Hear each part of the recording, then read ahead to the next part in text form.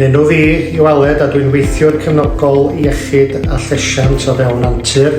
A fy nghefndir i gyd yn y byd cyllid cyn dod i weithio i Antur. Ac o'n i rioed wedi wneud y gwaith yma o'r blaen. Ond mae'r cefnogaeth dwi wedi gael i fod yn wych a dwi'n teimlo'n hapus iawn wan yn gwneud y swydd yma. Be nath fi feddwl fynd lawr y llwybr yma i weithio efo Antur oedd o'n i wedi cysidro'r peth ers rhai blynyddoedd a wedyn wedi pedrusio ac yn meddwl allan rhaid wneud o. Ond yr unig beth dwi'n mynd i ddweud ydy mae yna lot fawr o fwyniant i gael yn y swydd yma i gymharu â swydd eraill a dwi'n mynd dyfaru o gwbl bod fi wedi mynd amdani.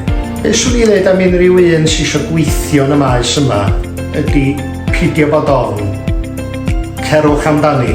Mae yna lawar iawn o fwyniant i gael allan o'r swydd yma. A mi fyddach chi'n teimlo bod chi yn rili gwneud rhywbeth gwerth chwaith.